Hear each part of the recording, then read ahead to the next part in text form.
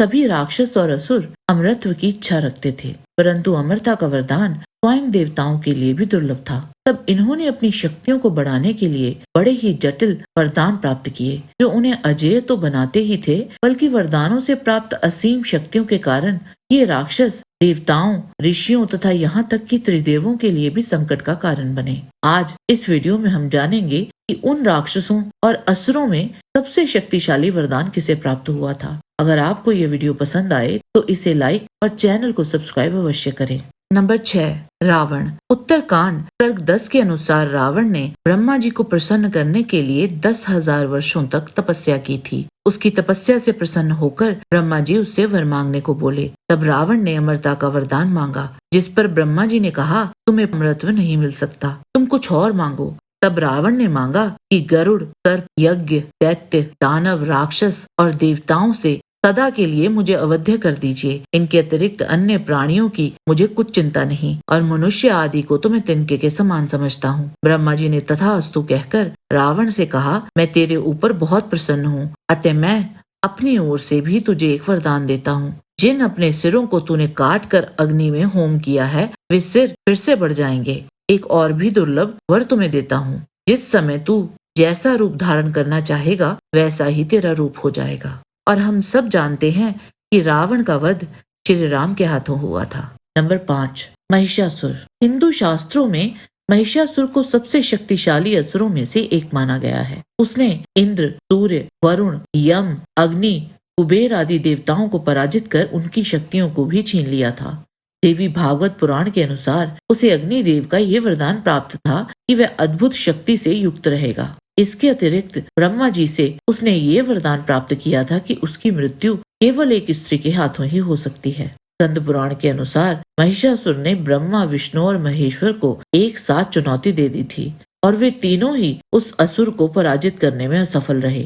संभवतः ये वरदान का सम्मान करने के लिए ही संभव हुआ। महिषासुर को ये शक्ति भी प्राप्त थी कि वह विभिन्न पशु और संकर रूपों में बदल सकता था, और उसकी शारीरिक शक्ति भी अपार थी। उसका वध तब संभव हुआ जब त्रिदेवों सहित बाकी समस्त देवों की संयुक्त ऊर्जा से देवी अंबिका प्रकट हुई। समस्त देवों ने अपने आयुध भी देवी को दे दिए।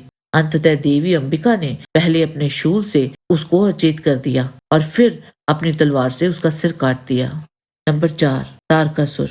वो ऋषि कश्यप का पोता और एक भयानक राक्षस था। उसकी अजेय शक्ति ने उसे घोर अभिमानी बना दिया। तारकासुर ने अमरता पाने की तीव्र आकांक्षा से ब्रह्मा जी की कठोर तपस्या की। उसकी तपस्या से प्रसन्न होकर ब्रह्मा जी प्रकट हुए और उसे वरदान मांगने को कहा। तारकासुर ने 2 वरदान मांगे। पहला कि उसके जैसा बलवान कोई ना हो, और दूसरा कि उसकी मृत्यु केवल उसी के हाथों हो जो स्वयं भगवान शिव से उत्पन्न हो, क्योंकि वो जानता था कि देवी सती के देह त्यागने से भगवान शिव वियोग में जी रहे हैं, और ऐसे किसी संतान का जन्म असंभव सा प्रतीत होता था। ब्रह्मा जी ने उसे ये वरदान दे दिया। इस अद्वितीय वरदान के बाद तारकासुर ने सभी लोगों पर अत्याचार करना आरंभ कर दिया और अपने साम्राज्य को अजेय मानते हुए अन्याय फैलाने लगा। देवताओं के असीम प्रार्थनाओं तथा उनके निरंतर प्रयत्नों से भगवान शिव का विवाह देवी पार्वती से हुआ। उनके पुत्र कार्तिकेय का जन्म विशेष रूप से तारकासुर के संहार के लिए ही हुआ था। नंबर 3, हिरण्यकश्यप।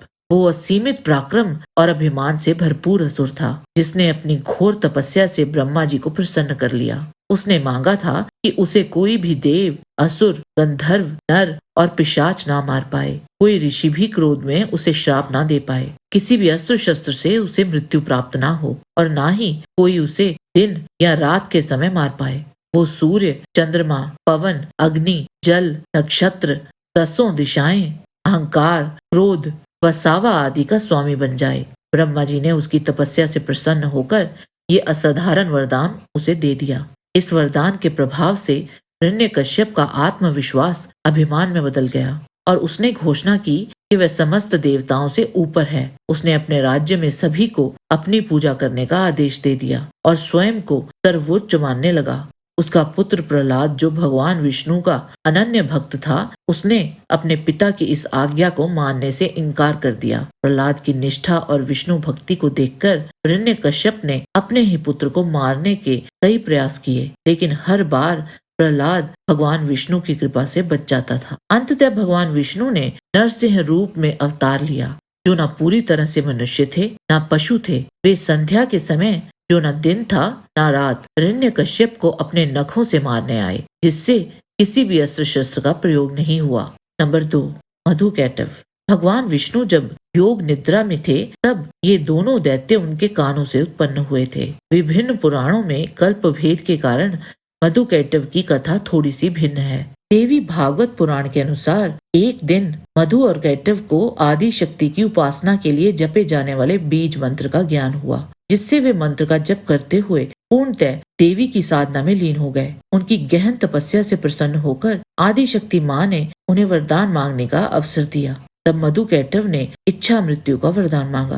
देवी ने उन्हें यह अद्वितीय वरदान प्रदान कर दिया। वरदान प्राप्त करने के बाद मधु और कैटभ ने भगवान ब्रह्मा को युद्ध के लिए चुनौती दी, परंतु ब्रह्मा जी ने उनकी अजेयता को पहचानते हुए वैकुंठ में भगवान विष्णु के पास शरण ली। भगवान विष्णु ने राक्षसों का संहार करने का निश्चय किया। इसके बाद भगवान विष्णु और उन राक्षसों के बीच भयंकर युद्ध छिड़ गया, जो 5000 वर्षों तक चलता रहा और निष्कर्षहीन रहा। तब भगवान विष्णु ने भुवनेश्वरी महाकाली की उपासना की, क्योंकि उन्हीं ने मधु और कैटभ को इच्छा मृत्यु का वरदान दिया था। महाकाली ने भगवान विष्णु को वचन दिया कि वे उन दोनों राक्षसों को अपनी माया में फंसा लेगी। युद्ध पुनः आरंभ हुआ और इस बार देवी ने अपनी माया से दोनों राक्षसों को मोहित कर दिया। उन दोनों दैत्यों की वीरता से प्रसन्न हो विष्णु जी ने उनसे वरदान मांगने को कहा, पर अहंकार से भरे हुए मधु और कैटभ ने वर मांगने से मना कर दिया और उल्टा विष्णु जी को ही वर मांगने को कह दिया। इस पर विष्णु जी बोले, चलो मुझे ये वरदान दो कि तुम दोनों की मृत्यु मेरे ही हाथों से हो। तब मधु और कैटभ ने कहा, ये पूरी पृथ्वी जल से डूबी हुई है, हमें वहाँ मारिए जहाँ जल दिखाई न दे। तब भगवान विष्णु ने उन दोनों का सर अपनी जांघ पे रख दिया और श्री हरि ने सुदर्शन चक्र से उनका सिर काट दिया। नंबर 1, असुर राज बलि। असुरों के राजा बलि अपार शक्तियों के स्वामी थे। दान पुण्य करने में भी वे कभी पीछे नहीं रहते थे, परंतु एक बुराई उनमें ये थी कि उन्हें अपनी शक्तियों पर घमंड था और वे खुद को ईश्वर के समान मानने लगे थे। भागवत पुराण स्कंद 8 अध्याय 22 के अनुसार जब भगवान श्री विष्णु ने वामन रूप धरकर बलि से 3 पग पृथ्वी मांग ली, तो उस समय बलि हंसते हुए बोले, अच्छा ले लो। तब वामन भगवान ने अपना विराट रूप दिखा दिया और उन्होंने एक ही पग में सारी पृथ्वी माप ली, दूसरे पग में ऊपर के सभी लोक व्याप्त कर लिए और फिर तीसरे के लिए उन्होंने बलि से पूछा कि अब तीसरा पग कहाँ रखूं। ऐसा पूछने पर बलि ने मुस्कुराकर कहा, इसमें तो कमी आपके ही संसार बनाने में हुई ना भगवान, मैं क्या करूं, अब तो मेरा सिर ही बचा है। और इस प्रकार भगवान विष्णु ने उसके सिर पर तीसरा पैर रख दिया। उसकी भक्ति से प्रसन्न होकर भगवान वामन ने बलि से कहा, इतना दुख भोगने पर भी तुम मोहित नहीं हुए, तुम्हारा धन छीन लिया, राजपद से अलग कर दिया, परंतु तुमने अपना धर्म नहीं छोड़ा।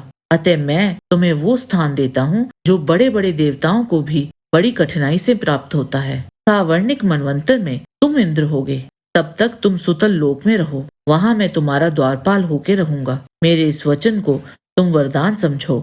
भगवान ने पहले तीनों लोकों की संपत्ति वहां भेज दी, जिसे इंद्रादि देवता भी नहीं पा सकते। वह अमित लक्ष्मी इनके पास है। इससे बड़ा वरदान और क्या हो सकता था कि जिसकी रक्षा के लिए स्वयं भगवान नारायण सुतल लोक के द्वारपाल बन गए। जय श्री कृष्ण। आज के वीडियो में बस इतना ही। आशा करते हैं कि आपको हमारा ये वीडियो पसंद आया होगा। कृपया इसे लाइक और शेयर अवश्य करें। किसी भी प्रकार की त्रुटि के लिए आप सबसे क्षमा याचना करते हुए आपसे निवेदन है कि प्रेम पूर्वक परम पिता परमात्मा को मन में धारण करें और बोलें, वैदिक सनातन धर्म की सदा ही जय।